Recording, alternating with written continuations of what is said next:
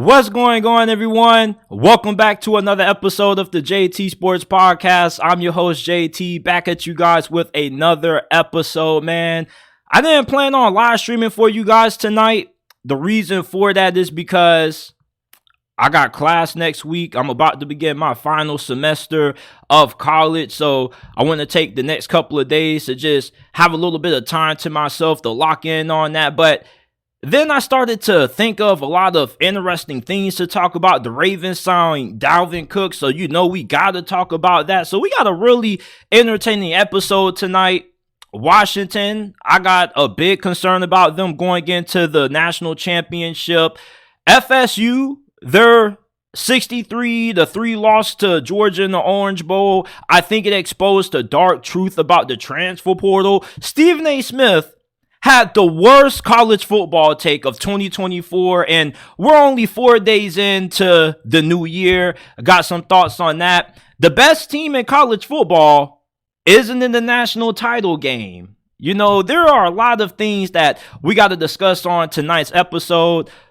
First of all, before we even start with anything, leave a comment in the chat if you can hear me, because I had some audio issues a couple of minutes ago, and I don't know if they're fixed or not. So if you can hear me, just leave me a comment down in the chat. Give me a thumbs up if you're listening live. Remember that if you're not listening live and you're catching this later, that every episode of the podcast that's uploaded on the channel is available in audio format on all podcasting platforms: Apple, Google, Spotify, Amazon, wherever you get your podcast from. You can find the JT Sports Podcast. Leave us with a 5-star review on Apple and Spotify. Share the pod with your friends, family members, and acquaintances if you enjoy. And shout out to everybody that we got in the chat. Shout out to Dubs. He says, JT salute. Shout out to CarCast 49ers podcast. He says, yo. Dubs says, damn, that went by fast. Been watching you since senior year of high school. I appreciate that, man. I appreciate everybody that's tuned in tonight. I promise y'all, we got a really entertaining episode, and let's get into it, bro. So the NFL might as well just go ahead and give the Baltimore Ravens the damn Super Bowl. It's not even the point in playing the playoffs anymore, bro, because the Ravens are so stacked now. It's damn near going to be impossible for anybody in the AFC to keep these boys from making it to the Super Bowl. They already had Lamar Jackson, who is going to win MVP. They got one of the best rosters in the NFL. They got one of the best O-lines in the league, a top-ranked defense. And you know who they decided to go ahead and sign? They said, you know what? Let's just go bring in Dalvin Cook just because why not? And Dalvin Cook, he was playing for the New York Jets for the majority of this season, but they ended up releasing him. They didn't really use him all that much, and he's pretty fresh to go for the Baltimore Ravens, and they're going to have that first round bye, so they're going to have some more weeks for Dalvin Cook to continue to learn this system, to get some fresh legs. The Ravens have been in the market for another running back. They had the injury early this season to J.K. Dobbins. They lost Keaton Mitchell, who was outstanding rookie that they got, who was an undrafted free agent find. And, they haven't really struggled at the running back position. You got the Gus Bus, who's chugging along. You got Justice Hill, who has been pretty fine. But anytime you got the opportunity to get a running back like Dalvin Cook, why not if you're Baltimore? Dalvin Cook is not washed up. Like, people keep saying, oh, he didn't do anything with the Jets. The Jets signed Dalvin Cook with the intention of making sure that he would give Breece Hall enough time to fully recover from that injury. But Breece Hall was just so damn good that there was no reason to even need to use Dalvin Cook. You give Dalvin Cook to a team like Baltimore with how good their offensive line is, and he's sharing the backfield with Lamar Jackson? Listen, the rich just keep on getting richer. The football guys just keep on giving the Baltimore Ravens more reasons for why they have to win it all this season. Not only is Dalvin Cook a really good fit in Todd Monken's offense, but he also is a really good threat catching the football out of the backfield, which is one part of this offense that they're lacking in is a running back that can be efficient and highly effective in the passing game. And you're going to get that with Dalvin Cook. He's somebody who you can line him out wide in the slot. You can throw him passes out of the backfield. Anyway, anyhow, you want to find a way to get Dalvin involved in the passing game. You're going to be able to find a way to do that with Todd Monken calling the plays. You didn't need Dalvin Cook, but you just go ahead and you sign him anyway. With the New York Jets this season, I don't think he looked too bad when they called his numbers. It's just that they didn't really call him all that much. So you're getting somebody who's going to have some fresh legs with the running back group, where now he's going to be joining Melvin Gordon as well, which I didn't even know he was even on this damn team still. And you got Justice Hill and Gus Edwards. How are they going to divvy up the carries when playoff time comes around? I mean, it's simple. You give Gus Edwards, about 60% of the workload. You give Justice Hill about 5% of the workload to be the change of pace back, because he is the fastest running back that they got on the roster. And then you give Dalvin Cook 30% of the workload, because when you got a dude like Dalvin Cook and you sign him this late in the season, you just cannot use him for the playoffs. He just can't be for some insurance in case another guy goes down. Like, you need to give Dalvin Cook some legitimate touches, bro. He has fresh legs. He's ready to go. He's fully healthy. And if you're trying to make it to the Super Bowl, Dalvin Cook is going to be really key for you, because you're going to have to take some of the burden off Lamar Jackson. We know that Lamar Jackson is more than capable of being able to carry this team, but part of being able to make a deep playoff run is that you have to be able to play complementary football. You got to be balanced, not just throwing the football and running it with Lamar, but you also have to make sure that you have a running back that can be effective as well. You know what they say? It's a passing league, but when you get up late in the fourth quarter, you got to be able to take time off the clock. With Dalvin Cook, you're going to be able to utilize his ability with how good he still is after contact. He may not be what he used to be when it comes to making things happen, breaking tackles, and getting a lot of yak, but he still is pretty effective. And to me, he still is a top 10 running back in the National Football League, even though we haven't really heard his name being called all that much. Like, there's no shame and getting outworked by a guy like Breece Hall. Breece Hall is a damn monster, all right? But the Ravens have been in the market for a running back for a while. There were some rumors that said at the trade deadline they attempted to reach out to Tennessee for Derrick Henry, but Tennessee had no interest in trading away Derrick Henry at the time. Dalvin Cook going to Baltimore, you might as well just go ahead and give these boys the damn Lombardi trophy right now. It's not even any purpose of playing this thing anymore, bro. It's not fair. You already got a stacked wide receiving core. You got a stacked offensive line. You got the MVP at quarterback. You got the best defense in the National Football League. It's like, damn, what more do you need anymore, bro? Just when you thought the Ravens couldn't get any better, they get more better by bringing in Dalvin Cook, bro. I don't care what y'all try to tell me in the comment section, bro. Dalvin Cook is still one of the best running backs in the NFL, bro. He's still under 30, so he hasn't hit that age where you start to see running backs regress. Okay, I still think that Dalvin Cook has a lot of juice left in the tank. And one thing that people overlook about the Baltimore Ravens is that they do something that no other team in the NFL does. And you know what that is? That's getting the most out of guys who people believe to be past their prime. Prime example, look at Jadeveon Clowney, bro. Nobody's talking about how great Jadeveon Clowney has been for the Ravens this year. This is the best season that he's had in his whole entire NFL career. OBJ people thought was washed up, and he's still been highly productive. And remember a few years back when he had Justin Houston?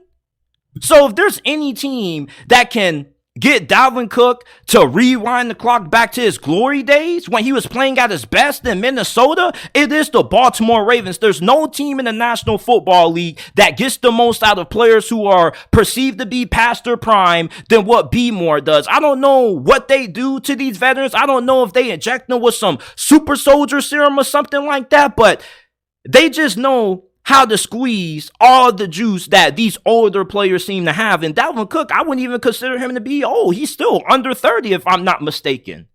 The Ravens bringing in Dalvin Cook is another chess piece that Lamar and this offense have to tour around with. And it makes them an even more dangerous team in the postseason. You don't want to play Baltimore If anything, you want to play Baltimore in the conference championship game. You don't want to have to see them in the divisional round because they're going to send you packing. There's no reason, especially with now you having Dalvin Cook, why you shouldn't be able to go all the way this year, man. This signing just further enforces how this is a Super Bowl or bust season for LaMarvelous and B. Moore. Dalvin Cook, I'm excited to watch him in Baltimore in the postseason. Now, we got to segue to college football, all right? Now, you guys know that I'm an honorary Washington Huskies fan for this season, and I've been rolling with this team all season long. I picked them to beat Texas, and I'm picking them again to beat Michigan, but I got a big concern about the Huskies going into this game, and I got a lot of money on Washington to win this thing now, all right?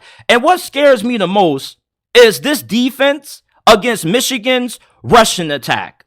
Washington has a pretty solid defensive line, all right? But they haven't faced an offensive line like Michigan's up until this game. And they haven't seen a team that has this effective as a rushing attack since when they played Oregon State in the latter half of the season. And when they played Oregon State in that game, which is the closest opponent that resembles Michigan the best, Damian Martinez, he went off against them. He had 123 rushing yards. He was averaging 4.7 yards per carry, and he had 2 touchdowns in that game. Now, Washington still won, but when you look back at their game last week when they beat Texas, Texas had a lot of success on the ground. They had one of their running backs in C.J. Baxter, who was damn near at one point averaging almost 10 yards per carry at one point. And Texas, if they would have ran the football a lot more in that game, they probably would have given themselves a better shot at being able to win it. But Steve Sarkisian, he's just such a pass-heavy guy that he got away from the run game, even though that was the most effective way they were moving the football downfield. One thing about Michigan is that we know if there's ever going to be a team that stays committed and dedicated to the run game, it's going to be these guys. You go back and you look at that Penn State game, these fools ran the ball 31 straight times to end that game. And the worst case scenario that could happen to Washington in this game is that Michigan gets that ground game going. They don't get away from it like what Texas did when it's working, and they control time of possession, they tire out that defense, and they keep Washington's high-powered offense off the field. Look, we know that Michigan is the best defense that Washington has seen all season long. But Washington is going to be able to score points on that Wolverines defense. It's just that I'm not expecting them to have the amount of success with the deep passing game like they did against Texas, because Michigan has a way better secondary than Texas, and they have one of the best secondaries in all of college football. So for Washington, I'm not saying that they're not going to have success offensively. I'm saying that I'm not expecting them to be as effective throwing the football in this game as they were last week against Texas, with them going against a marginally better defense. But they're still going to be able to score points on Michigan. I just don't think that they're going to go over 30. I think with them, if they win this game, which I believe they will, it's going to be somewhere between 28, maybe they get to 30, and I don't see them scoring any more than that, because Michigan, they don't allow a lot of big plays in the passing game. They have talent on all levels of their defense. Their defensive line is stout. Their linebackers are stout, and their secondary is stout as well. For Washington, you can't allow yourself to get into a game when Michigan can just run the football at will against you, like how Texas was able to at some point last week when you beat them. You see, Texas isn't a run-heavy team. That's not something that they predicate themselves on. They want to beat you throwing the football. Michigan, they want to get down and dirty with you in the trenches, and they want to say, hey, Washington, you're from the West Coast. We think that you West Coast teams are soft. Show us that you guys have what it takes to match our physicality. And I noticed that a lot of Washington fans got mad at me when I previewed the Texas game, and they were saying, man, like, we get tired of hearing that physical team nonsense. Like, everybody we play is a more physical team than us, supposedly. And that is true to an extent. I do feel like the whole physicality thing with Washington gets a little bit overblown too much, because they're pretty physical in their own right.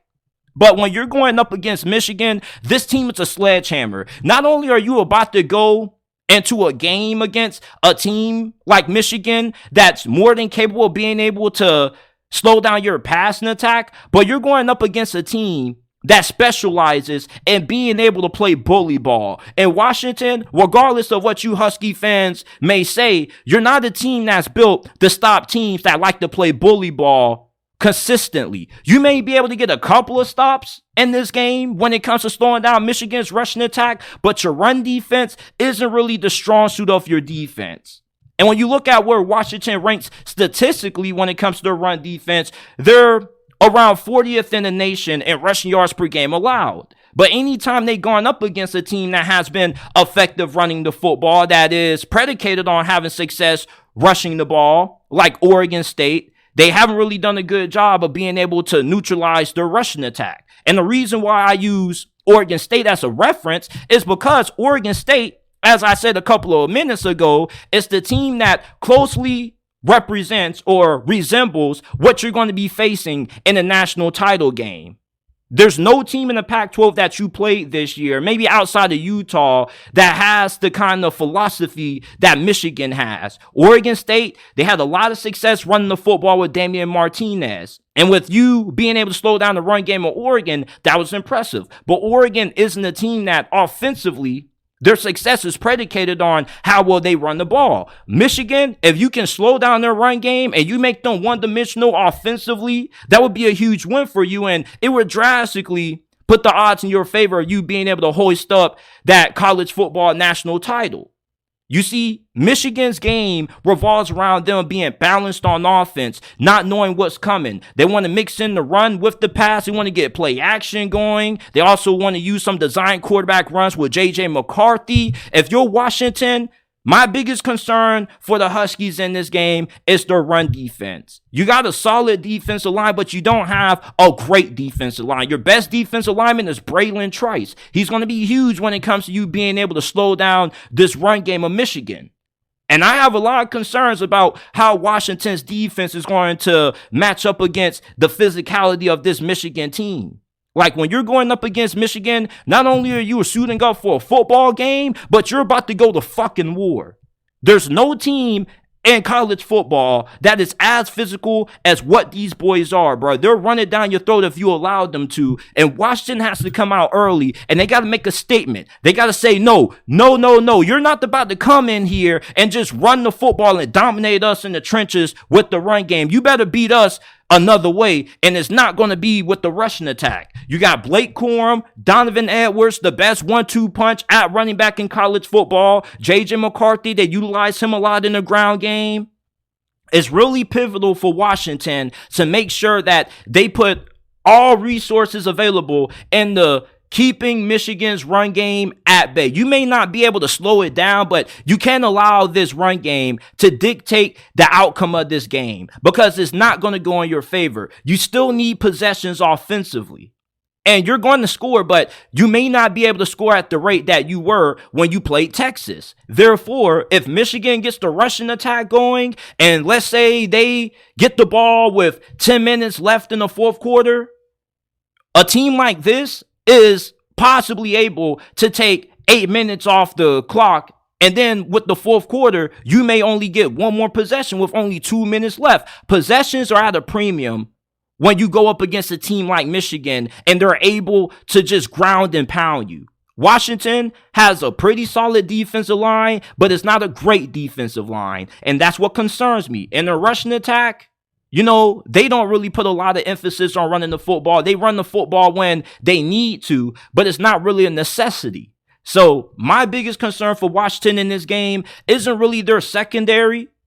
I don't believe Michigan is going to just carve up Washington's secondary because Washington's secondary is better than what people give it credit for. They did a pretty good job against Texas. Like, yeah, Texas came on a little bit late in the fourth quarter and Quinn Ewers and company got going. But for the majority of this game, this secondary did a really good job at slowing down Texas passing attack. Michigan isn't a team that's built to beat you the same way that you're built to beat them. You see, what Washington likes to do is they want to basically go vintage Mike Leach. They want to throw the football all over the field against you, and they got the players to do that. But Michigan, they don't have that same level of talent offensively that you do at wide receiver. You see, with Michigan, they can beat you throwing the football, but only once they get that run game going. You see, the run game is an extension of this Michigan offense. When they don't have it, this is a completely different team. You need to make this Michigan team one-dimensional. You can't allow them to get the ground game going at all, and you really can't afford to find yourself in a game where they go over 150. If they get over 150 rushing yards,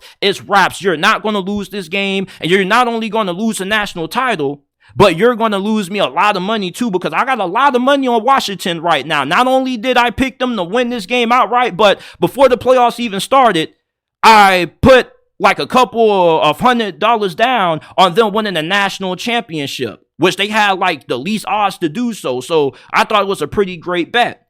Kalen DeBoer is one of the best kept secrets in college football. If they win a national title, he won't be anymore, because now everybody's going to know just how great of a coach he is. He has a really great coaching staff. They need to make sure that they can keep this ground game of Michigan at bay, because they let Michigan take them to Pound Town.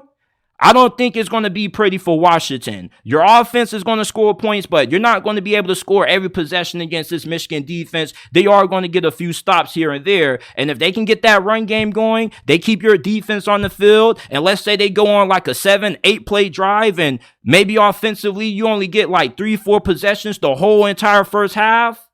You're going to have to maximize those. And if you can take away that ground game of Michigan and make them one-dimensional when they have to beat you with just J.J. McCarthy's arm, you're going to win this game, and you're going to win it pretty convincingly, because that's not Michigan's strength. They're not a team that's built to beat you throwing the football purely. They got to have that ground game going. They have to use that so they can be balanced. That's a big part of their offense. So that's what really concerns me the most about Washington, is their ability to stop the run against Michigan, because these boys are bullies from the middle portion of the country. Like, the West Coast teams have a stigma that they're more finesse. They're not that great up front. Washington, I don't really think they fit in that stigma, because they do have the ability to have success at times slowing down the run game. It may not just be at the efficiency that you will like. And against Michigan, coming from the middle portion of the country, with Jim Harbaugh being the head coach, all he does is preach trench play and physicality. And they're not going to get away from the run game if it's successful, unlike Texas. If Texas would have ran the ball like 20, 30, 40 times, that would have been a completely different game. So, as an honorary Washington fan for this season, for you to finish this historical season and to bring home the championship, you need to make sure that you don't allow Michigan to bully you with the run game. Before we move on, if you haven't already, leave a like, subscribe to the channel. We got a lot more things that we have to discuss on tonight's episode. Man, remember that every episode of the podcast that's uploaded on the channel is available in audio format on all audio platforms or podcasting platforms: Apple, Google, Spotify, Amazon, wherever you get your podcast from. The JT Sports Podcast is available. Shout out to everybody in the chat. My guy, I don't know how to pronounce your name, but he says Harbaugh won't abandon the run unless his team falls behind at least 10 points. Washington's got to start hot, build a lead early, and basically never let up offensively. Yes, sir. Shout out to Gregory Campbell. What's up? What's good, y'all? What's good with you, man? Hope everybody's having a great night. Now,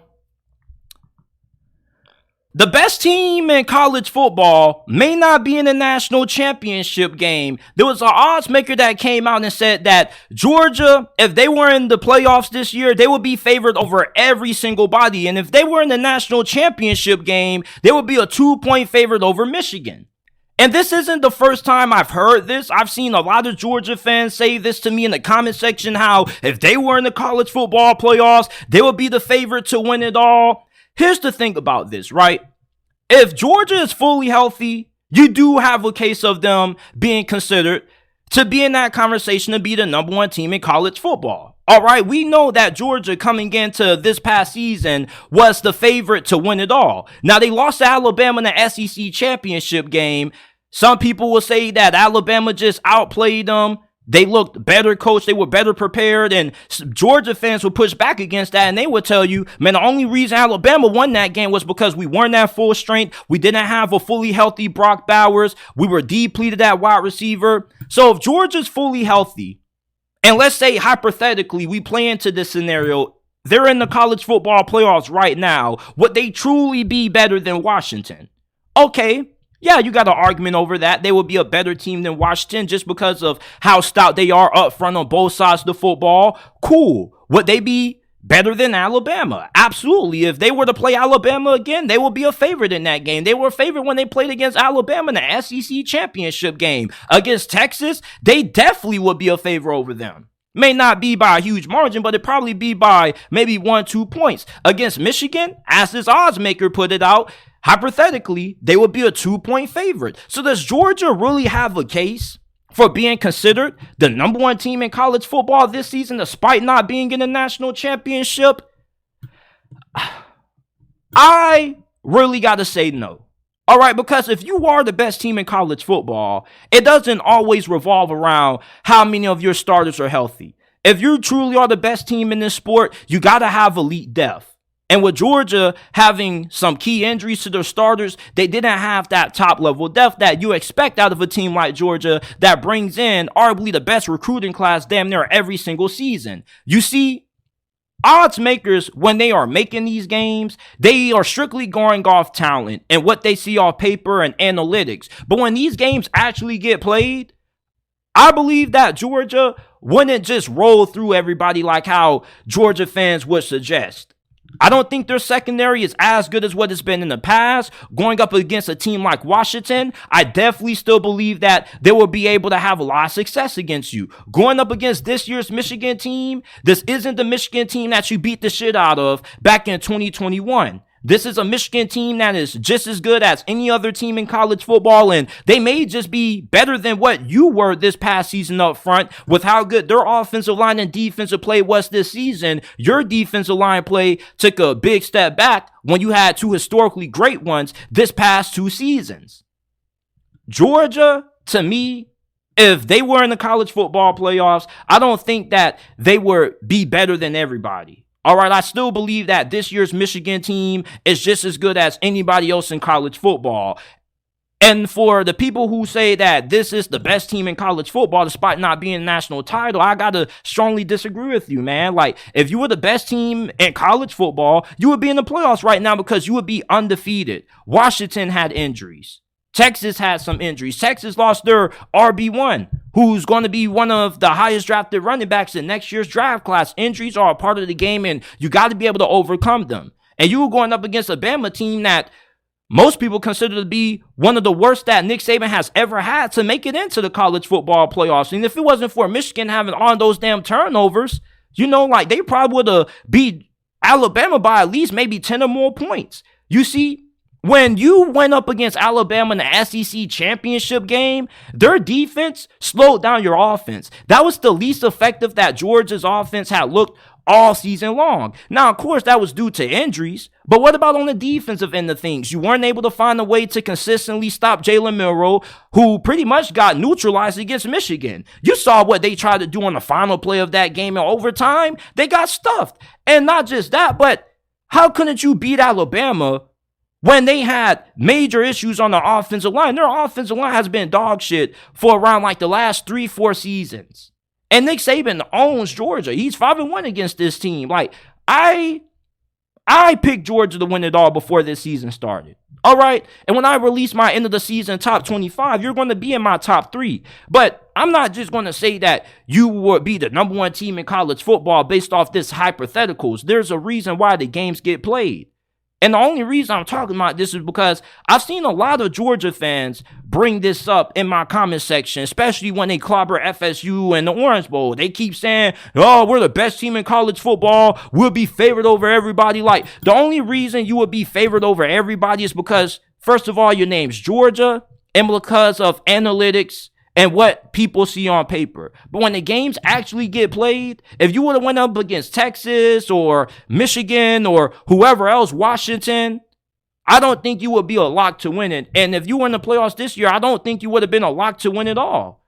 Like, this Georgia team is good, or they were good this season, but they weren't as good as what they have been in previous seasons. All right? So for all of the Georgia fans that keep on saying, well, odds makers will have us favored over anybody else in the playoffs, like, that is true, but that's not based on That's not rooted in anything that we really can go off of and lock it in as a fact, because it's not a fact. Like, you only would be a favorite because your name's Georgia, the helmet that's on your logo, and what you done. You got to play these games. And Washington and Michigan are both in the national championship, despite not being ranked inside of 247 Sports Team Talent Composite rankings, not recruiting at the same level that you do. They use the transfer portal pretty well. They have great coaching staffs. Kalen DeBoer is one of the best coaches in college football. If you would have played Washington, that would have been an incredible matchup, because Kalen DeBoer, Kirby Smart, that would have been a great coaching battle. Who would have won that thing? We don't really know. I still would have took Washington over you. I still don't believe that your defense is as good as what many of you Bulldogs fans try to lead on. So, somebody sent me this on Instagram. Odds makers say Georgia would be favored over everybody in the college football playoffs. The best team didn't make the national championship. I got to lock that in as false, man, because if you truly were the best team in college football, you would have found the way to beat Alabama in the SEC title game. Like, Washington had hella injuries during the first half of the season. Like, there was a stretch like 3 to 4 weeks in the middle of the season when Washington wasn't at full strength. They were at like 60, 75% at one point. They had the damn flu going around in their locker room. So it's like, I get the fact that Georgia was without some of their best players in the SEC championship game. But at the same time, you're Georgia. You recruit damn near at number 1 or number 2 in the nation every single season. One guy goes down, another guy should be able to step up and be productive. Alabama's defense was really good, but their offense was not that great. And the way their offense looked against you in the SEC championship was really surprising. Like, you expect better defensive play out of Georgia's defense. So I don't think that Georgia is the best team in college football just because the odds makers say they will be favored over everybody. Like, Alabama was an underdog against Michigan. They lost that game. But you were favored against Alabama in the SEC championship, and you lost that game. Washington was a 4-point underdog against Texas, and they won that game. Like, you just can't judge how good a team is based on what these odds say. That's why we bet on these things. That's why Vegas loses money, and that's why they gain money. People are wrong about these things. The odds don't show how the games would go or what the outcome would be. They just give you a metric to go off of. So I don't agree with this narrative that Georgia fans are trying to throw around, that they have a case for being the best team in college football just because they would be favored over everybody in the college football playoffs. And I have seen a few Georgia fans comment this in my comment section. Shout out to C-Dog 1983 TV with the $2 donation. He says, hit that like button. It's free. JT Sports, my gosh. Shout out to you, C-Dog 1983 TV. We appreciate the $2 donation. Shout out to everybody in the comment section. Here, Seattle, UW got this easily. Washington wins 42-35, double OT. I got Washington winning, but I don't think it's going to be 42-35. I got Washington winning like 27-24 is my final score prediction. I just can't see Washington scoring more than 30 points on Michigan's defense. Michigan's defense, they run an NFL-style defense. It matches up really well with what Washington likes to do offensively. And they also have 3 really good cornerbacks. Now, I don't know if they have 3 cornerbacks that are like good enough to shut down this wide receiving core, but their cornerbacks definitely are good enough to slow this thing down where they're not getting bombed to hell like how Texas was. It was just bombs away when they were going up against Texas. So we're only 4 days into 2024, and Stephen A. Smith has already given us college football's worst take of the year. So on First Take the other day, this dude had the audacity to say that the Rose Bowl should be moved to SoFi Stadium. And it just goes to show you that Stephen A. Smith doesn't watch a lot of college football, and he doesn't understand what makes college football the great sport that it is. What makes college football the second most popular sport in America is because of the tradition, the pageantry. Like, the Rose Bowl is college football's most iconic stadium. Like, the Rose Bowl, people make the argument that it should be hosting a national championship. Now, I don't agree or disagree with that statement.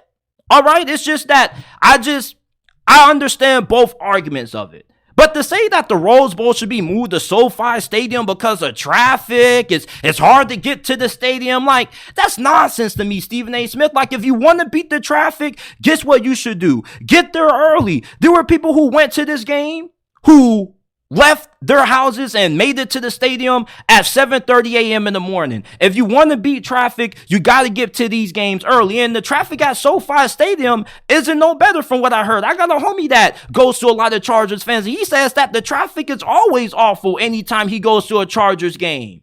Now, the Rose Bowl definitely has to improve the way that you can get to this game because it's only like a one-way path of getting in, so of course it's going to be highly congested.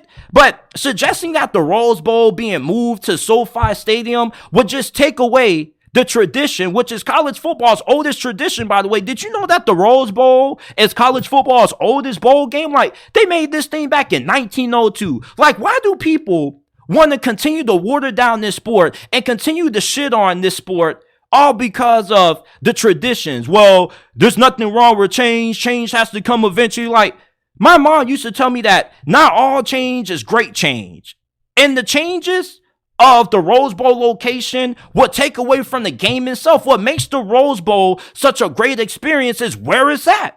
In Pasadena, California. Like, the city and whoever else pretty much owns this thing. They won't change the time. Like, they have the same kickoff time damn near every single year. Like, the Rose Bowl is one of the best games in all of college football. And changing the location of this game would be the equivalent to all the changes that have occurred in college football when it comes to NIL and the transfer portal. And not a lot of these changes have worked out for the best of the sport. And changing the Rose Bowl would continue to damage what has made college football the sport that it is today.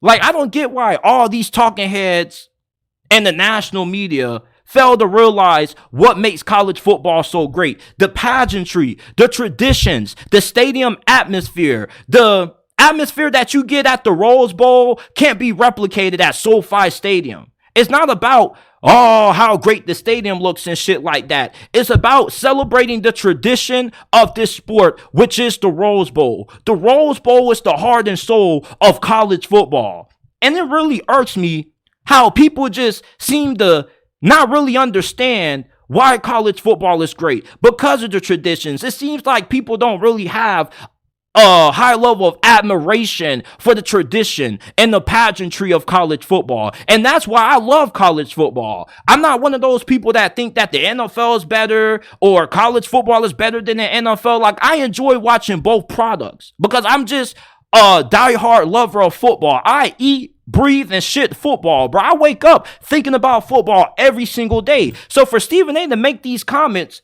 further demonstrates how this dude doesn't really follow college football like that. He doesn't really have a great understanding of what makes the sport the sport. The sport is what it is because of the traditions, because of the stadiums. If you want to find a way to beat traffic, get to the damn thing earlier. This thing was sold out. Like, I was kind of jealous going on X and seeing everybody post videos being at the Rose Bowl with the jets flying over the stadium, taking pictures of the sunset. Like, my goal for this year, one of my New Year's resolutions, is to save up enough money so I can go to next year's Rose Bowl. Because not only is it a spectacle, but it's one of those memories that sticks with you for a lifetime. Like, I was watching Josh Pate's story when he went to the Rose Bowl and he was recording all these videos. I was so jealous. I was like, bro, I got to get to a Rose Bowl game before I die, bro. Like, I love college football, and I hate the fact that people come on here and they want to just try to erase the tradition of this sport. Well, change has to happen eventually. The change that we've gotten in college football has made this sport worse. In a sense of, yeah, the ratings are up and things like that, but look at all the madness that we got in the transfer portal. Look at the madness that we got from NIL. Like, the Orange Bowl and the Cotton Bowl aren't even the same anymore. The Orange Bowl used to be such a bigger bowl game than what it is now. Like, you literally have people calling the Orange Bowl meaningless. You see, when you change the locations of these events, you change the events themselves. What makes the Rose Bowl is the Rose Bowl parade, the celebration that they have, the pregame traditions that they have. Traditions is what makes college football great. And I know I keep sounding repetitive, but a lot of people who aren't diehard college football fans who just casually watch the sport miss the big reason of what makes this sport tick. Like, you get people who always complain about the stadiums and whatnot. Like, the stadiums are like landmarks in college football. That's why they don't make a lot of renovations to them, because how they look, the model of how they're built is contributing to the overall atmosphere. It's what gives the sport identity. You see, like, if you don't care that much about tradition and culture, you watch the NFL. The NFL isn't really about traditions. They don't really have any traditions at certain NFL stadiums that you go to. If you go to a Jaguars game, they're going to be playing the same music there that they're going to be playing at Arrowhead Stadium. Same thing if you were to go to a Baltimore Ravens game. Like, these stadiums may have a few things that makes them different in the NFL, but overall, going to an NFL game, no matter who you're watching play, it's the same experience anywhere you go. Going to a college football game, though, going to the Rose Bowl isn't the same experience that you would get if you were to go to a Cotton Bowl or if you were to go to an Orange Bowl event. You see, like, Stephen A. Smith, with this take, and a lot of his co-hosts, like, none of his co-hosts agree with this. Like, Marcus Spears was saying, Stephen A., like, just stop it. Like, he kind of looked a little bit embarrassed of what Stephen A. Smith was saying. Like, change the Rose Bowl location, the SoFi Stadium. Like, are you mad, Stephen A. Smith? Are you mad? Like, Stephen A. Smith, I know you're probably not going to watch this, but if you do watch this, I hope that this segment gave you a little bit of an education of what makes college football this great sport, the second most popular sport in America. Not just the games, but the tradition. College football is rooted in pageantry. And it took me a while to understand this. I'm only 21 years old, going on 22 years old, and I never understood why some of the old head fans of this sport who've been watching since the 60s and 70s used to get so pissed off with the transfer portal, the new regulations, the new rules, the NIL and whatnot. And now the more and more I continue to watch this sport, the more I start to understand why traditionalists push back against the changes that are getting implemented in college football. It's because they don't understand the traditions that have made college football the sport that it is today. Going to a college football game is like the equivalent to going to a damn Super Bowl in a sense, although it's not the same magnitude. We know that the Super Bowl is the biggest sporting spectacle in the world outside of the World Cup.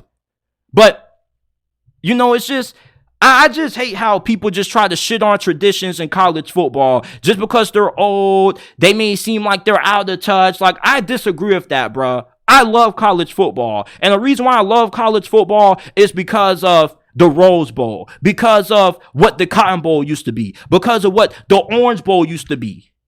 You see, college football is dipped and rooted in tradition and pageantry. And when you change the location of the Rose Bowl, you change what the game is. There are players who dream of playing in a Rose Bowl because they want to play in that stadium.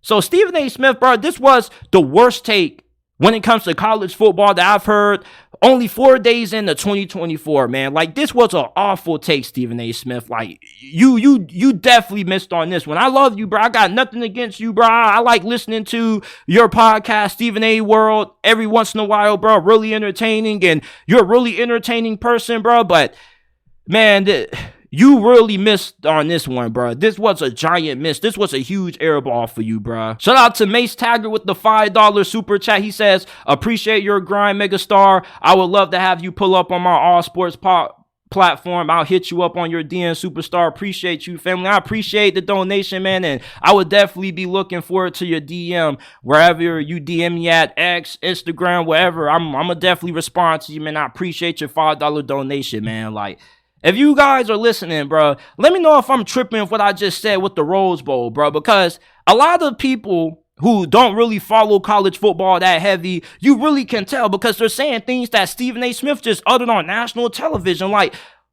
what makes college football great is the traditions of these stadiums, the atmosphere that you get. The atmosphere that you get going to the Rose Bowl can't be replicated in SoFi Stadium. Like, let me know if I'm tripping, bro, but what makes the sport is the history, the traditions, the stadiums, the mascots, even hell, the fans. Like, that's just crazy to me that Stephen A. Smith really utter that on national television that the Rose Bowl location needs to change. That's crazy to me. That's absolutely ludicrous. Now, Mike Norvell, I saw his post-game speech after they got annihilated by Georgia in the Orange Bowl. It was going viral, and I really loved the message that he reiterated to his team after that game.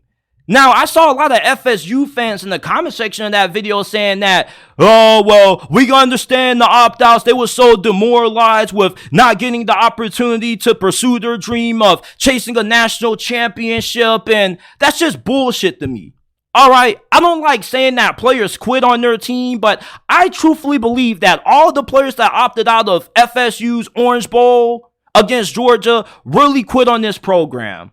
All right. And I'm normally not somebody who likes to say players quit because they opt out. I understand that it's a business decision. There's millions of dollars that are at stake.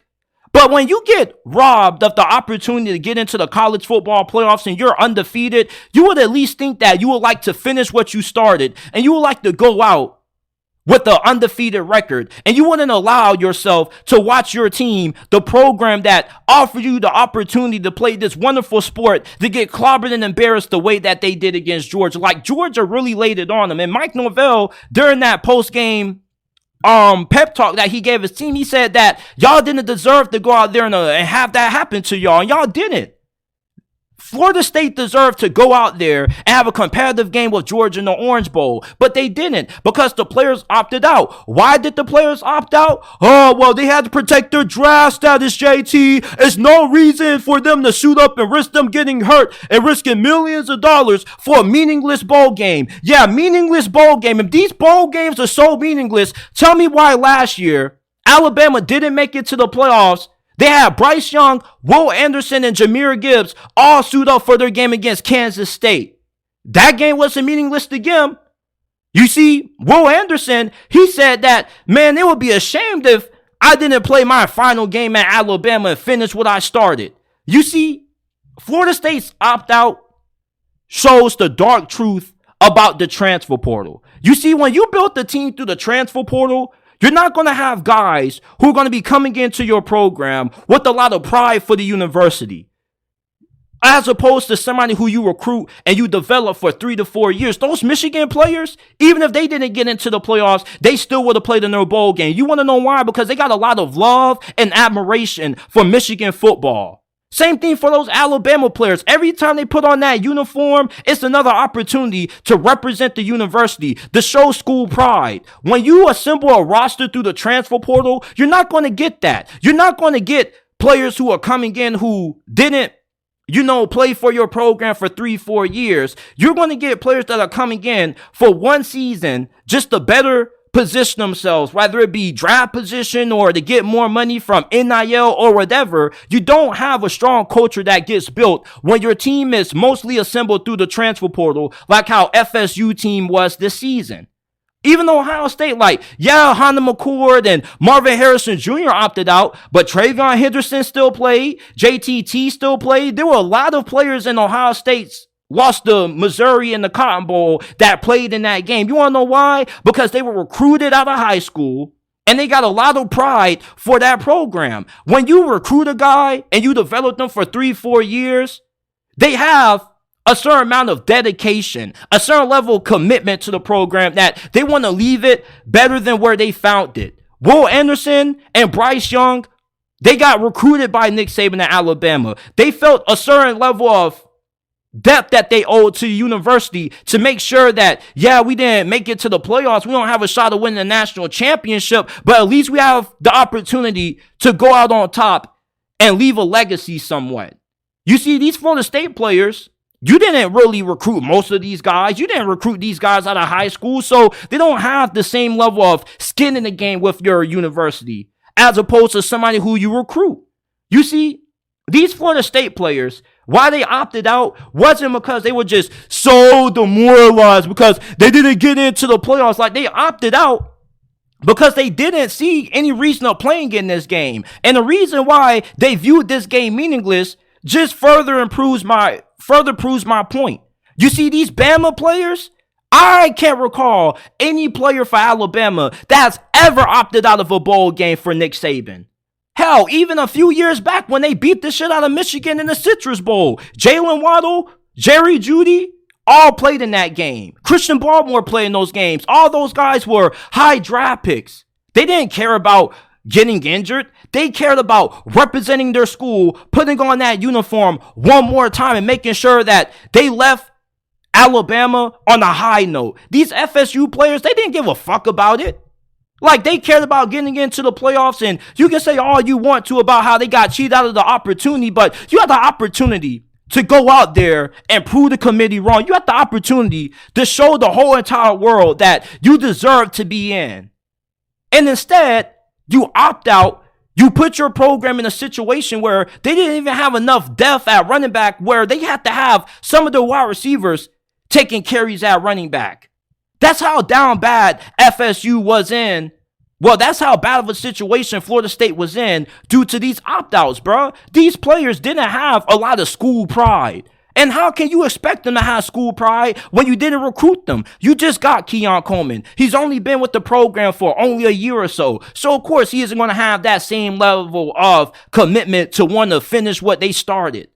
You see, I'm not trying to say that these players are entirely selfish, but what I am saying is that these players, when you don't recruit these guys into your program and you just get these guys from the transfer portal as like 1-year rentals, you can't expect them to put their heart into the program because they don't have the same level of time as other guys have at schools like Bama and Ohio State.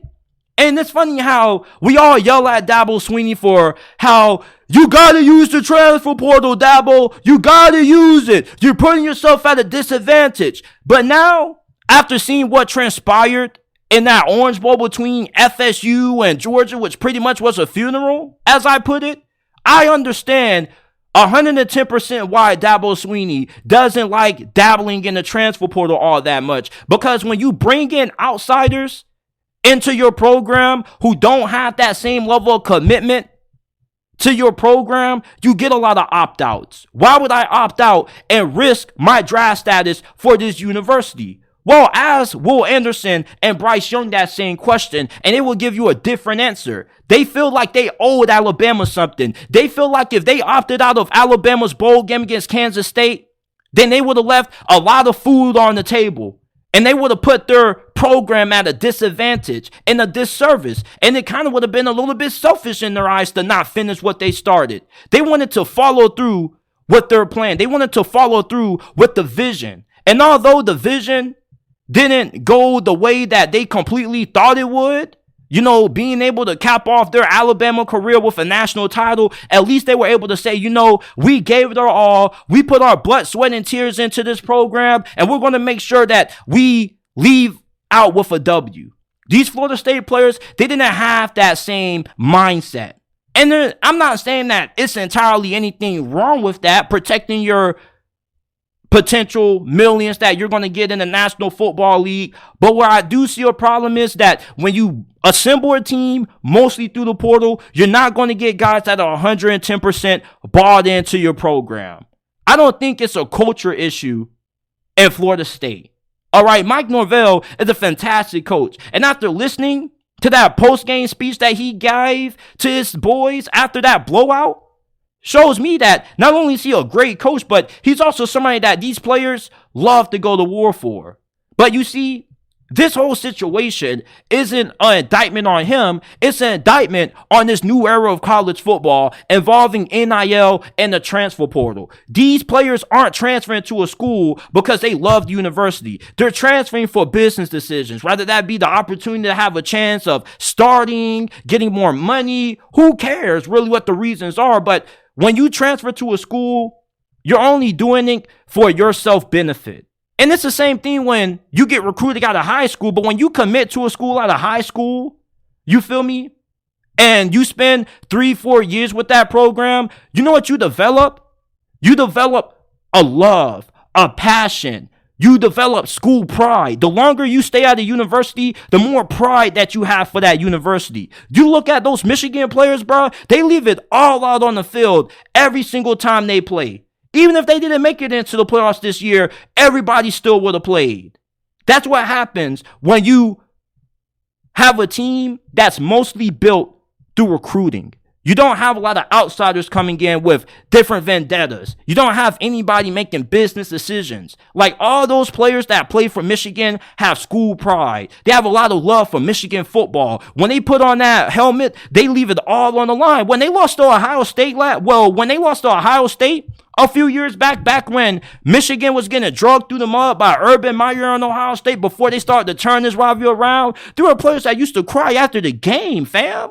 You want to know why they cried? Because they loved the university so much that they wanted to make sure that they won that rivalry game because they understand how much these rivalries mean to these programs. You don't develop that kind of love for a school unless you spend multiple years with that program. And hell, Jahmyr Gibbs didn't even spend all that much time with Alabama, but he decided to play in that game because nobody else was opting out.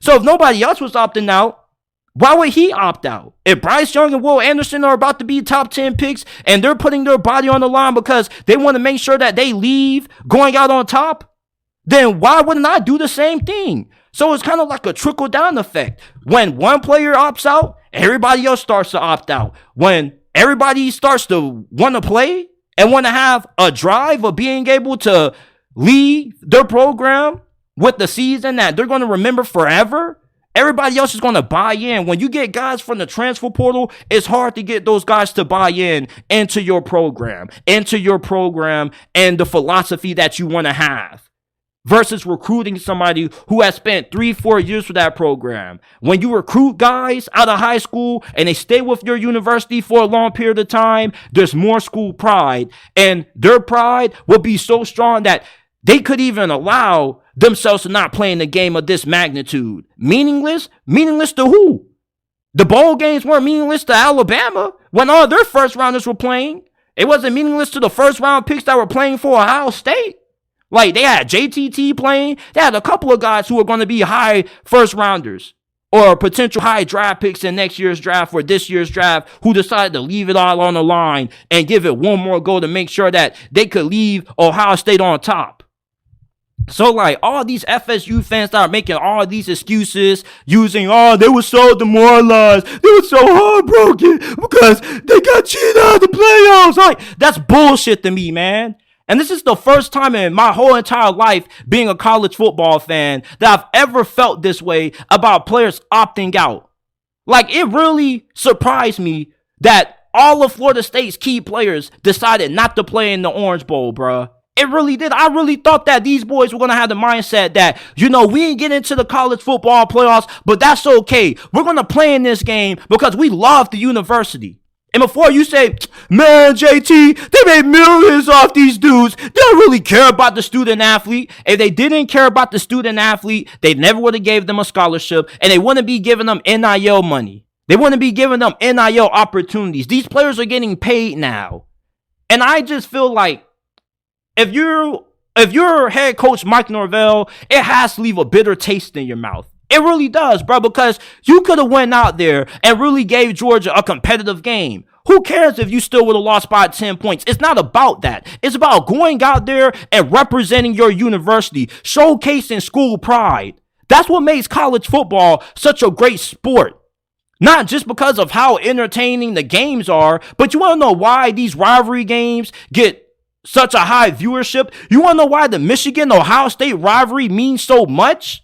It's not just because you got two big-time brands going head-to-head, but it's because these players really want to win because they got school pride. Those Ohio State players, they were broken that they lost to Michigan once again. Marvin Harrison Jr. is damn near contemplating coming back to Ohio State. At one point, he did contemplate going back to Ohio State because he felt like he was a little bit unfulfilled. He wanted to win a Big Ten title and beat Michigan, and he never got a chance to experience that throughout his Ohio State career. That school pride. Will Anderson, Bryce Young had school pride that they wanted to risk their draft status just to have one more shot at making sure that they can leave Alabama with one more win.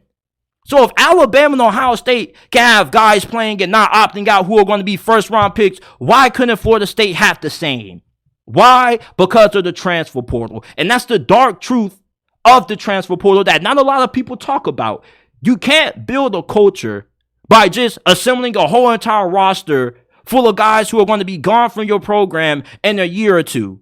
For you to build an actual culture in college football, you got to have guys who spend time and put in the blood, sweat, and tears with that program. Because when you spend more time with the school, you develop more fondness towards the school. My high school, for example, when I played high school ball, when I went to my high school, bro, I loved my high school, bro. There was never a single day that I woke up that I said, damn, bro, like I hate going to this school, bro. I loved my high school.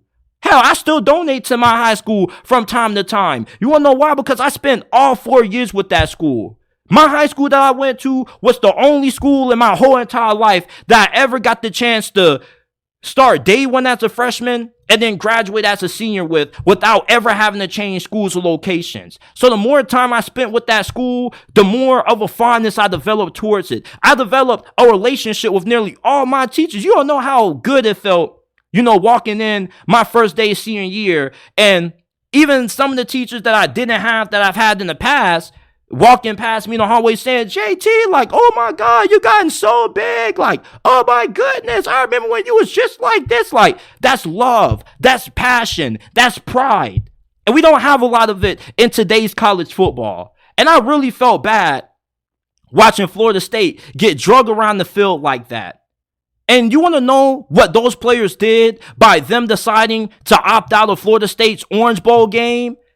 Mike Norvell can say that the regular season and what they did is going to be remembered forever. Yeah, for Florida State fans and the players maybe that played that season. But for the rest of us, nobody in the next 10 years is going to remember FSU going 13-0 and winning the ACC championship. All people are going to remember is that they got left out of the playoffs and they got their ass kicked by Georgia in the Orange Bowl. And with that loss, you now have people using it as justification for why you shouldn't have been in the playoffs in the first place.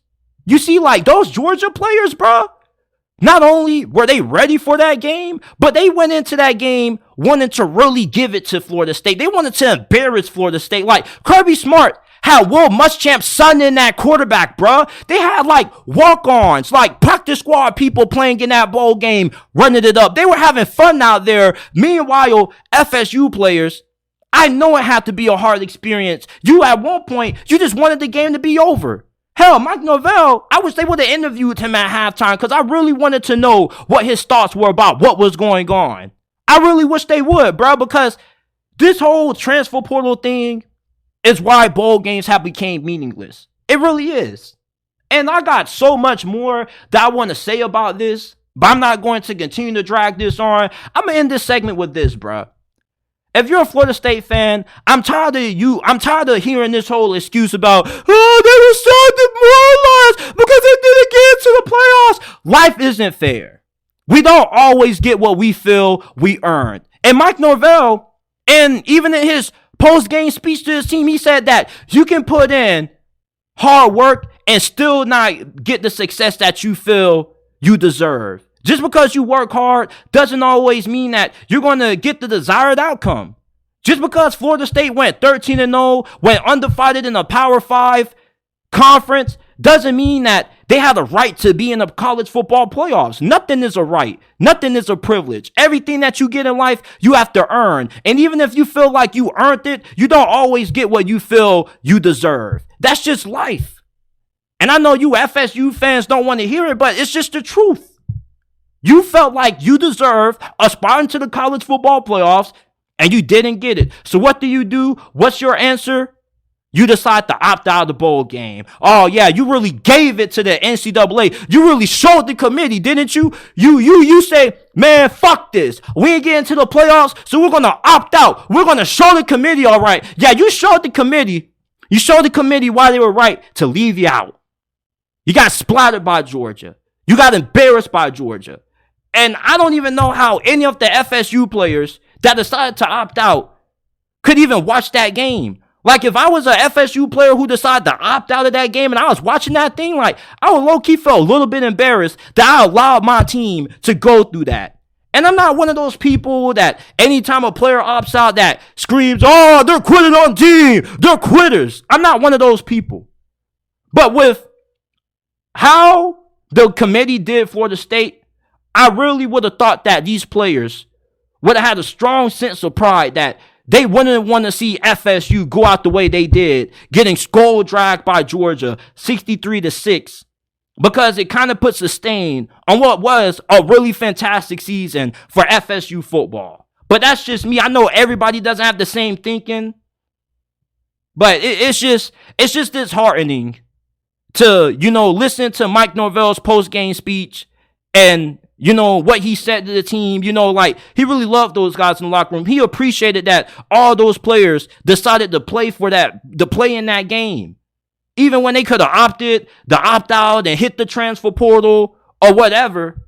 The fact that they decided to go through that shows character. Games like that, getting dragged in the Orange Bowl by Georgia in that fashion, builds character. Those players left it all on the field, and I believe it. Georgia just was the outright better team. You got Georgia fans saying, man, we had just as many opt-outs. Bullshit, man. You recruit nearly either the second or number one recruiting class every single year. Your backup, your second and third string, if Georgia had a team just full of their second and third stringers, they would still be a top 25 team. You were going up against an FSU team that was lacking depth, and didn't recruit on the same level that you've been recruiting at for the last 3 years. So, of course, you were going to embarrass them, man. I'm sorry that this segment took so long, but I felt really passionate about this, bro.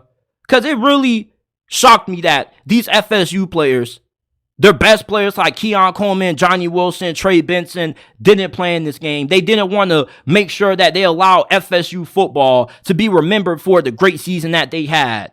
Yeah, I get what Mike Norvell said, but at the end of the day, bro, you're going to remember that season. A lot of other people, we ain't even going to remember this in the next couple of years, bro. We're just going to remember how it ends. Nobody remembers how the story begins, but a lot of people always remember how it ends. And how this season ended for Florida State, bro, was on a really, really disappointing note. Before we get into our last couple of topics, if you haven't already, leave a like, subscribe to the channel. Shout out to everybody in the chat. Mace Taggart, appreciate the $2 donation. He says we have to hook up and chop it up, Meg Stark. Goddamn. Everybody seems to be saying that my last segment was cooking, man. It really was, bro, because I get tired of seeing FSU fans defend these players for opting out. They quit. They had the chance to finish what they started. And what they started was a historically great season, one of the best seasons in FSU football, and it got ruined because they wanted to opt out. Because, we're going to stick it to the committee. We're going to show the committee, all right. What did you opting out show the committee? Nothing. Nothing at all. I don't want to hear no excuses about draft stock and all that when I've never seen Nick Saban have any opt-outs. JT Memorial for Ohio State, he's going to be a top 15 pick potentially in next year's draft. He played in that game. Emeka Egbuka, he potentially could be a first or second rounder. He played in Ohio State's bowl game against Missouri. So if Alabama and Ohio State are having their best players play, maybe not all of them. Yeah, Marvin Harrison opt out, Kyle McCord hit the transfer portal, but you still had a lot of their starters who played in that game. You want to know why? Because they had skin in the game with that program. They had pride. When you get players through the transfer portal, you don't get that same level of pride. You don't get that same level of commitment.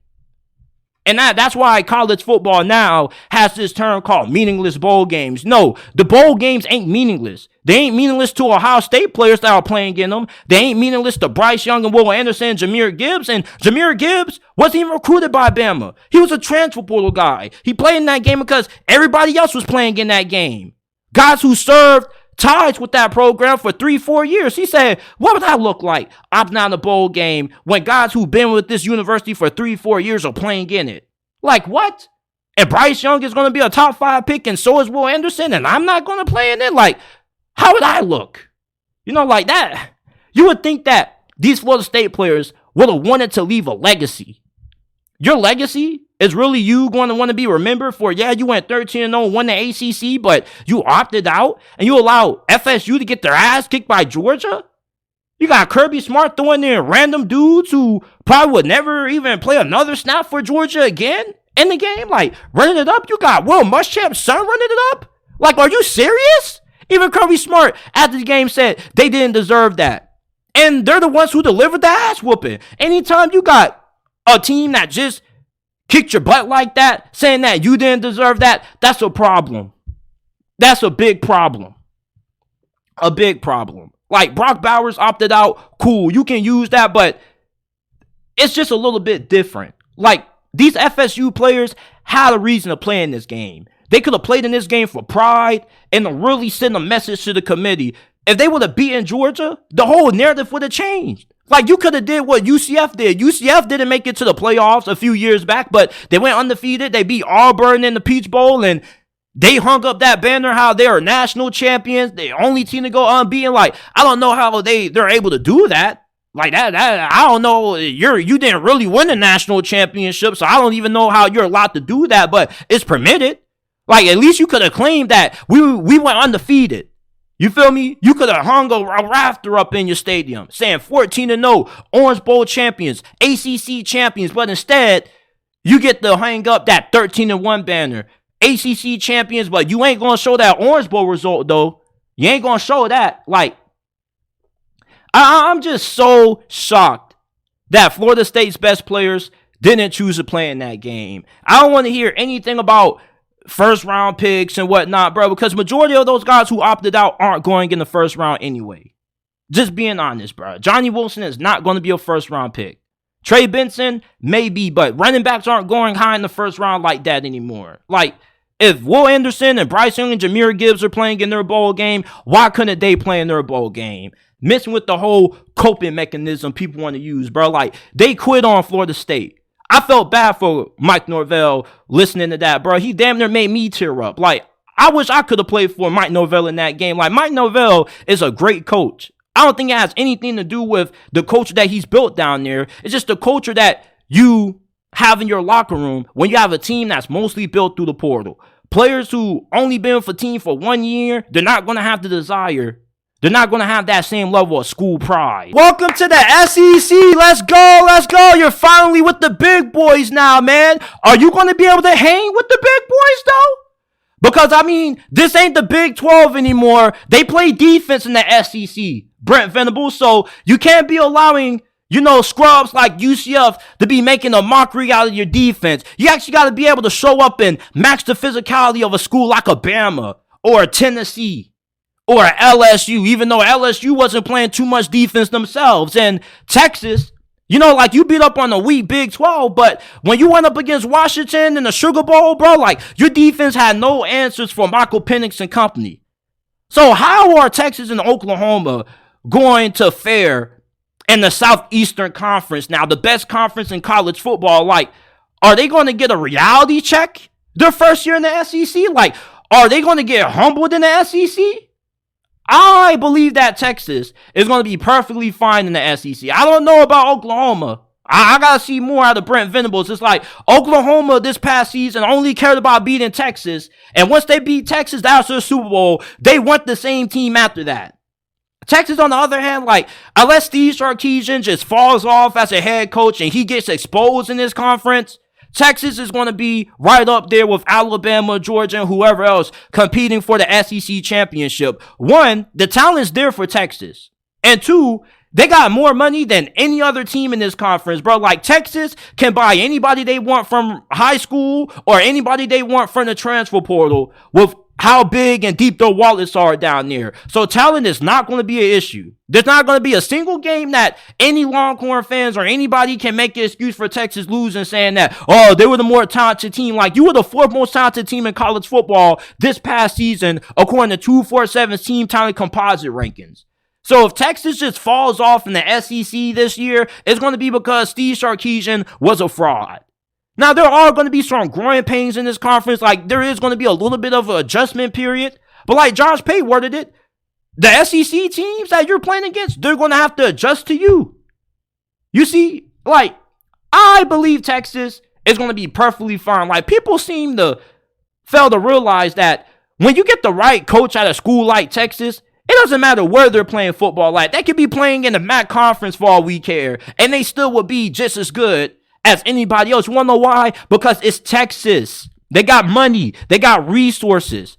They got that blue blood label. They got that logo on the side of their helmet that is really recognizable to even the average casual college football fan. Everybody knows what Texas football is. Okay, so unless Steve Sarkisian just becomes a shithead coach out of nowhere, like, Texas is going to be perfectly fine in the SEC. Like, they're not going to struggle. When you recruit at the level that Texas does, and you're able just to buy the best team in college football nearly year after year after year, like, it's going to be pretty hard for them not to be able to find ways to have success in this conference. Now, Oklahoma, on the other hand, I don't think Oklahoma is going to become irrelevant in the SEC, but I don't think that they're going to be competing for SEC titles in this conference. And I could definitely be wrong. I like Brent Venables as a coach, but I just don't think that Oklahoma right now going into 2024 is going to be any more than a middle-of-the-pack SEC team.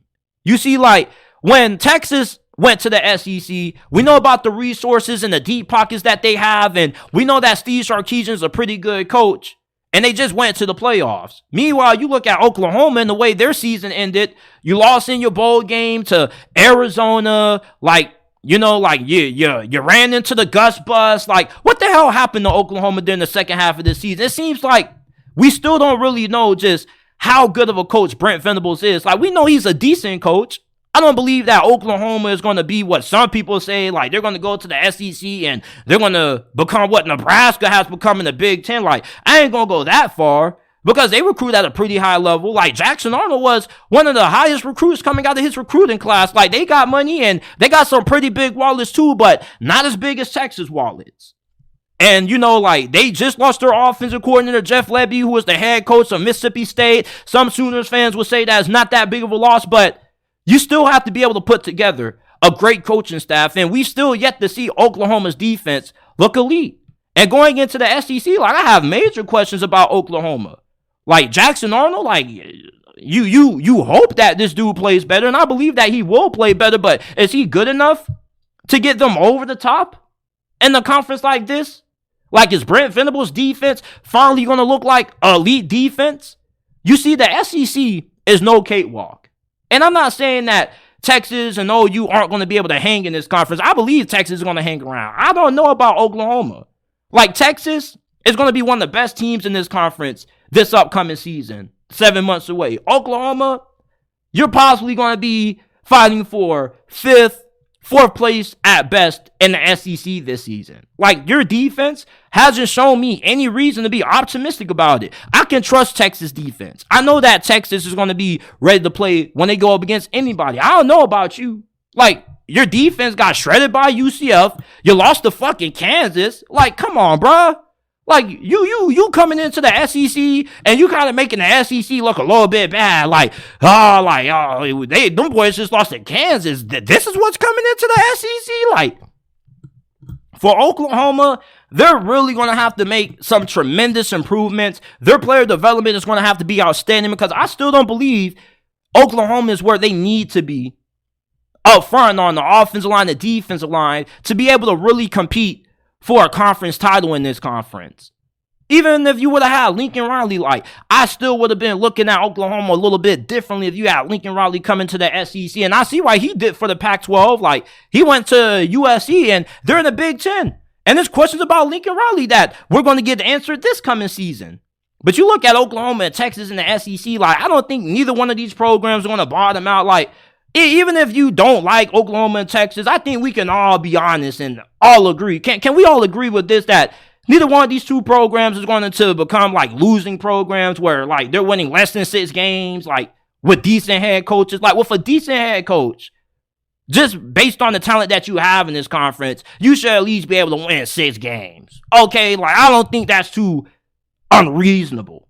Now, in Oklahoma, since it's just like the coaching has to be better, because I saw a lot of bad coaching decisions by Brent Venables. That defense getting shredded by UCF in the Gus Bus. You're losing to Kansas. Like, come on, bro. You're Oklahoma. I don't care how good Kansas is, bro. Like, when you're a school like Oklahoma, you should be beating teams like Kansas. Like, losing to Kansas if you're Oklahoma is the equivalent to if you would have lost to fucking Vanderbilt. Like, if Oklahoma was to come into this conference and they lose to Vanderbilt, like, that's problematic. Like, when you're a school like Oklahoma, you got to beat the teams you're supposed to beat, bruh.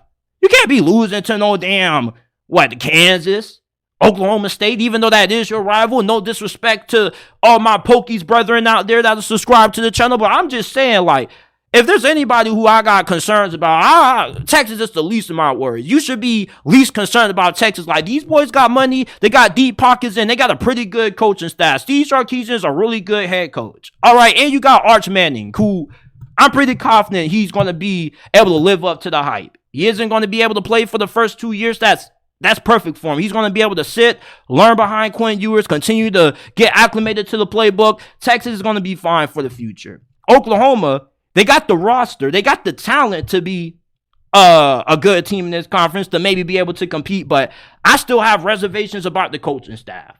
All right, and I still don't really know about Jackson Arnold. Like, I know he was a true freshman, but Nico Imamaviava, I hope I pronounced that right. I know I probably didn't, but, you know, just help me in the comment section. Give me the little name pronunciation thing so I can get better with learning how to pronounce it. But I feel confident about how Nico is going to have Tennessee looking next year. Like, he ain't come out struggling against Iowa, and Iowa has a way better defense than Arizona. Like, this is the same Arizona team that damn near lost to Colorado with no offensive line. Like, come on, man. Like, I have more concerns about Oklahoma in the SEC than I do Texas. I don't think Texas is going to miss a beat in this conference. Like, my biggest fear with the SEC, with Texas and Oklahoma being in it, is that this conference is going to be just so stacked that everybody's going to cannibalize each other. And it's going to be hard to make the argument that this is still the best conference in college football when you may not have any undefeated teams. Like, if you go undefeated in the SEC, bro, like, you're going to win it all, bro. Like, people keep saying how the Big Ten is going to be better than the SEC. Like, no way, bro. Like, the Big Ten went from a 3-team conference to a 6-team conference. Hooray. In the SEC, bro, like, you're like 9 teams deep in this thing, bro. Like, it's more great teams in this conference than just Georgia and Alabama. Like, now you're going to have Texas in there. You're going to have Oklahoma in there. You're going to have Ole Miss, who's coming up. And then that's not even including the SEC team that we get every single season that comes out of nowhere, like how Tennessee did with Hendon Hooker, or how Missouri just did this past year with Eli Drinkwitz, winning 10-plus games for the first time since, 2014, 2013? Like, you see, I think people think that Texas and Oklahoma may come into this conference and be what Texas A&M and Missouri were their first couple of years. Like, they were a little bit of lightning in the bottle. You know, Texas A&M got into the SEC and they had Johnny football. And then Missouri had a really great defense. You know, you had Shane Ray, Michael Sam. And then after that, you just nosedive. I don't think that's going to happen. Like, Steve Sarkisian, this dude is a really good coach. All right, I know that he's had a few destinations that he's been in the past that hasn't worked out for him. He's had some off-the-field things that he's had to beat. He's had some personal demons that he's had to fight. But I truthfully believe that Steve Sarkisian is becoming one of the best coaches in college football. Like, Texas football has gotten better every single season under him. I don't think Texas is going to fall off in the SEC. Oklahoma, like, I don't think you're going to become irrelevant, but I just think there's a good chance you could be a middle-of-the-pack team in this thing. So that's my thoughts on how Texas and Oklahoma are going to fare in the SEC, at least for 2024. Last thing is this. That might just be it, man. Like, that's it. That's it for this episode. So that's it for this episode. I appreciate all you guys for tuning in, listening to my passionate speeches. Like, sometimes I be thinking, like, I be tripping sometimes, like, when I really get in the zone and I really just be talking about some of these topics, because a lot of these topics, like, I don't really be having a lot of notes written down. You feel me? Like, I ain't really write down a lot of notes for this episode, because, like, I didn't really feel a need to have to take notes for this episode, bro. Like, FSU, let's just call it what it is, bro. Those boys quit on Mike Norvell. Mike Norvell didn't deserve that. FSU football didn't deserve that. That's why now FSU is fighting to get out of the ACC, bro, because now your program isn't really getting the respect that it deserves, bro. FSU is one of the most historically known programs in this sport. You can't tell the story of college football without mentioning Florida State football. Like Deion Sanders, Jameis Winston. There's been so many of college football's most recognizable stars that played with that program. Wearing that Seminoles helmet means something. The fact that, you know, they got left out of the playoffs and they got embarrassed by Georgia, like, it just continues to make that football program look a little bit worse than what it actually is. Like, Florida State is a really popular team. Anytime I talk about Florida State football, bro, the fans always show up. That's why I'm always talking about it. Like, people be like, bro, why the fuck are you a Miami fan talking about FSU football? The same reason I talk about FSU football is the same reason I talk about Miami football, bro. I like talking about it because it's always great fan engagement. There's always fans that tune in because people love Florida State football. And I love interacting with you guys. That's why I talk about Florida State football. And that's why, like, I went on that rant, bro, because that program deserved better than that. Like, I wish those players would have opted in. Like, I really was shocked that they opted out. I did not believe they were going to opt out. Because, I mean, the Alabama players last year, Will Anderson, Bryce Young, and Jahmyr Gibbs didn't opt out. But I appreciate everybody for tuning in. Appreciate everybody in the chat. Shout out to Mace Taggart. I'll hit you up early next week, man. Star, be good, family. I appreciate everybody in the chat, man. Shout out to everybody. Make sure you leave a like, subscribe to the channel if you haven't already. Check out the podcast. Every episode of the podcast that's uploaded on the channel is available in audio format on all podcasting platforms. I appreciate you guys for tuning in, and I'll see you guys shortly next week with another episode of the JT Sports Podcast.